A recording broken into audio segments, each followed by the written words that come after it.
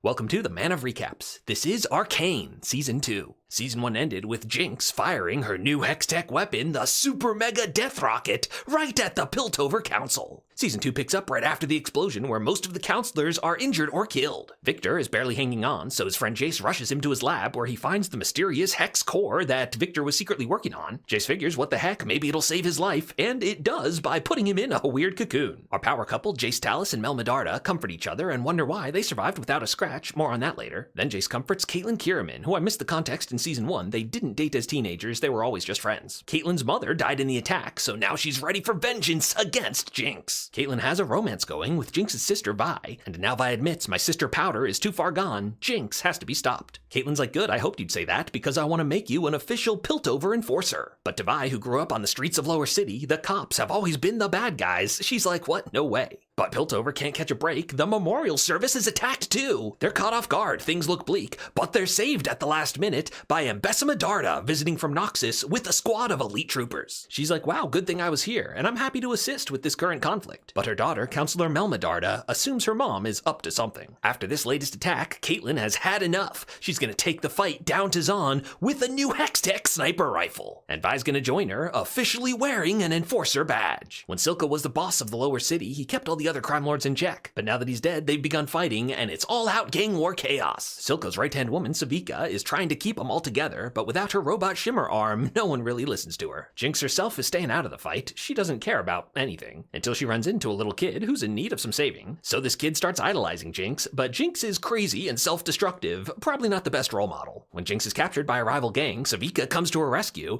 and Jinx in fact made her a present, a new super robot arm, and in classic Jinx chaotic style, she built it out of a slot machine, so it's random what moves it'll do. Caitlyn and Vi are hunting for Jinx, and they get a sweet stylized montage of busting their way through the streets of Zaun. And one day soon, it finally happens. These two start making out. Finally, they find Jinx, and it's time for a big sister fight. Oh yeah, so sweet. In the end, Vi's ready to kill her sister, but that little kid was watching, now busts in to save her new friend. But Caitlyn's ready to take the shot anyway. Vi barely manages to stop her. Caitlyn used to be the voice of compassion, but now she's let vengeance consume her, and these two have a huge falling out. Meanwhile, Viktor wakes up with a new magic robot body. Jayce is like, well, that's weird, but the important thing is you're alive. But Viktor's seeing things differently now. He's got a new plan of what to do. He goes down to the Lower City where a lot of people are scarred by Shimmer. Turns out he's got new healing powers, and so he kind of starts a cult. Elsewhere in the Undercity is Echo, who's trying to help people the best he can at his super cool underground treehouse base. But something strange is infecting this tree. Jayce and Professor Heimerdinger think that all the overuse of Hex-Tech might have unintended consequences. They go down to inspect the Arcane core under the Hex Gates, and indeed, something is weird here. It's a crazy multicolored blob thing that warps them all out of there. Meanwhile, Ambessa and Medarda is attacked by a group of mages known as the Black Rose. They apparently have some long-standing beef, but Ambessa is able to fight this one off. So the Black Rose comes for her daughter Mel and warps her out of there too. With most of the city's leadership gone, Ambessa and Medarda recommends that until this war with Zaun is over, they appoint a temporary military dictator. It can't be her, she's not even from here, so she recommends a proven commander from a noble family, our friend Caitlyn Kiraman. But Ambessa is up to no good. Turns out it was her who orchestrated the attack at the memorial so her troops could come in and save the day. So this is part of her master plan as Caitlyn becomes military dictator in a miniskirt.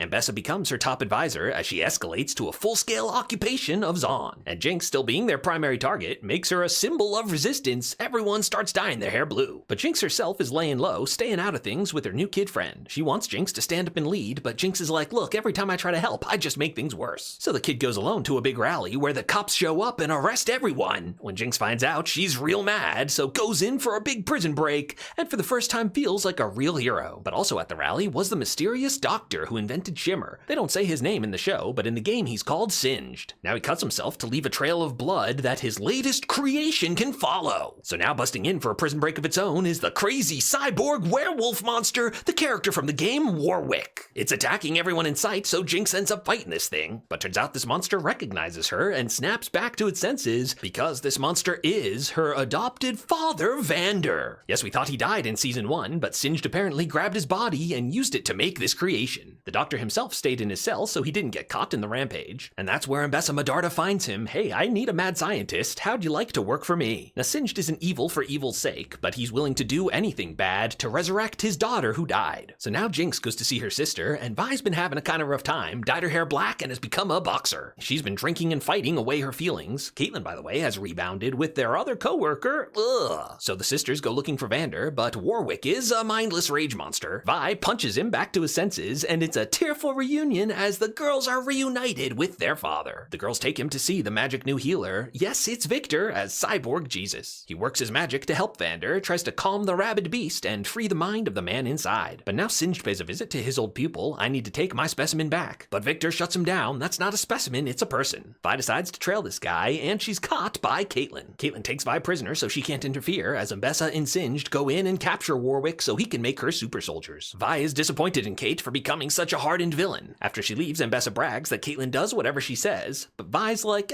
not really though. Turns out, Vi and Caitlyn talked and instantly got back on the same page. They made this plan to fake take her prisoner so Vi could take out Ambessa. And so the day is saved. Vander is healed, the sisters have reconciled, and it looks like it's a happy ending. But the show's not over yet, as Jayce now comes back, looking a little worse for wear. He marches into his old friend Viktor, and without explanation, tries to kill him. Blam! This messes up everyone he healed, including Vander, who Singed I think also injected the thing with, to make him go completely berserk. Now Ambessa comes in with her whole army, it turns into a massive fight. Jinx tries to protect Vander, but he's fully out of control. This kid sees that her big sis Jinx is in danger, so she leaps into action. As she runs, they hit us with the stylized montage of all their happiest moments together, and then the beautiful music kicks in. Oh god, I'm crying everywhere. She overloads Jinx's Hextech gun. No kid, don't do it, but she sacrifices herself. Blam! So what the heck was Jayce thinking? Well, turns out he got warped to a post-apocalyptic alternate future, caused it seemed by Viktor, turning everyone into robots. But waiting for him here is a mysterious figure, presumably the same one that gave him the rune as a kid and set him on the path to inventing Hextech. So Jayce thinks this future can be avoided and resolves to do whatever it takes to stop it. Echo was warped to a different timeline where Jinx is still Powder, and in fact, they're best friends. Yes, it seems he's in the best timeline where Piltover and Zaun are united in peace, and all their friends who have died over the years have lived on to become their best selves. Except Vi, unfortunately, she died here. Powder has devoted her unique genius to creation instead of destruction, and instead of trying to kill each other, she and Echo have fallen in love. These two dance in another gorgeous stylized sequence, and another beautiful song kicks in. Why's a show about League of Legends making me bawl my eyes out 2 episodes in a row? Heimerdinger arrived a few years earlier and has been quite enjoying it here. Echo, of course, would love to stay, but people in our own timeline need our help. They create a miniature blob anomaly, but this one actually travels through time, just a few seconds. Of course, Echo's main ability in the game. Eventually, Heimerdinger figures it out, so these two are ready to go back home. But at the last moment, Heimerdinger says goodbye and leaps out of there. He doesn't explain what's happening, but as he plugs something in, he disappears. Powder gets there just in time to see her alternate boyfriend go back to his own timeline. But this Echo does wake up, so it's still maybe a happy ending. Unfortunately, in our timeline, the kid's death has pushed Jinx into a deep depression, and it's another hauntingly beautiful song, you know, in case you wanted to cry 3 episodes in a row. But time reverses, yeah, Echo just arrived, and he uses his new time machine to keep going back just a few seconds and convince his alternate reality girlfriend not to kill herself. Vi is also feeling depressed that everything went so wrong, but Caitlyn's like, well, not everything, you still got me. So Vi and Kate are back together as these two finally get it on. Now Mel Medarda is also back with a golden glow up. She was captured by the Black Rose, and long story short, she awakened her inner magic powers. The mysterious shape-shifting leader here explains, I think, that her dad was a mage and her mom purposely had a kid with him to have a magic daughter that she could raise as a weapon. So she wants Mel to join the Black Rose, cause congrats, you're a wizard, Harry. They also warn her about the robot apocalypse, so Mel goes back to see her mom, like, please don't start a robot apocalypse. But her mom's like, look, no matter how strong I am, magic is always stronger, so that's why we need magic of our own. To that end, she's having Singed use Warwick's super blood to resurrect Viktor, because then he'll make her an army of super robots. Unfortunately, this process erases Viktor's humanity and transforms him into something new. So it's time for the final battle, as Piltover's defending against Ambessa and her Noxian army. They gotta stop Viktor's new cocoon from getting to the Hexgate core. Caitlyn leads her strike team to plant a bomb on it, but the bomb doesn't go off. Yes, they had a traitor among them, the girl Caitlyn was sleeping with, who was Ambessa's spy the entire time. She goes to execute Caitlyn, but oh, the bullet ricochets. Yes, it was Mel, whose main power apparently is deflectyism. And something else Ambessa did not predict is the chaos monster that is Jinx flying in on a hot air balloon. She and Echo lead an army of lower city residents who have spent their whole lives fighting authority. They may not get along with the upper city, but hey, this is their home too. So Vi and Jinx are united, finally fighting back to back. I'm always with you, sis. Mel goes to 1v1 her mom, 2v1 actually, cause Caitlyn wants in on it. But Ambessa's a beast, she's beaten them both, in the end cuts out Caitlyn's eye. But Caitlyn cut free her magic deflecting bracelet, so Mel unleashes the Black Rose necklace on her. Black Rose leader is gonna kill her, but Mel comes in, hey, let go my mom. She may be the villain here, but you're also clearly definitely evil, and so Mel blasts her. Ambessa tells Mel she's proud of her, as she dies in her arms. In all the chaos, they were able to destroy Viktor's ball, but it was a decoy. Yes, Viktor's already at the Hex Core, and he's reached his final form with the shoulder-mounted laser cannon. Now, we still don't really know what this glowy blob anomaly is, but Viktor apparently knows how to use it to start the robot apocalypse. And so it's the moment where Jayce fails, and there's no one left to stop Viktor from assimilating everyone into the robot hive mind.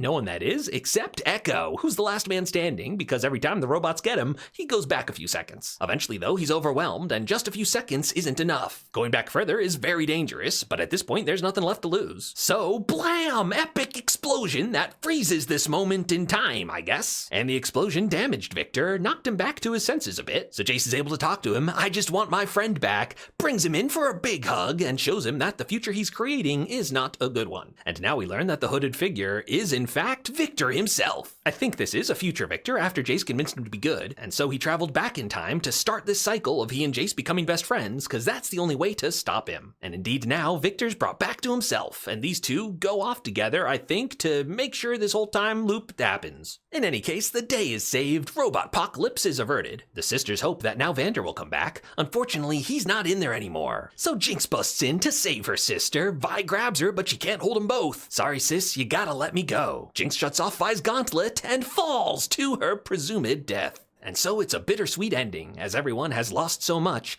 but the future looks bright. The twin cities of Piltover and Zaun are headed for a new era of cooperation, and this is apparently the final season of Arcane, but there's a lot of loose ends left to explore. Like the Doctor Singed, who it seems got what he wanted and resurrected his daughter as a robot, it's Oriana from the game, and the new magically powered Mel Medarda, who contemplates her mother's legacy and is going back home to Noxus to take her place as head of her house. She'll be dealing with the Black Rose and all the other stuff going on over there. And so that's where Arcane Season 2 comes to an end.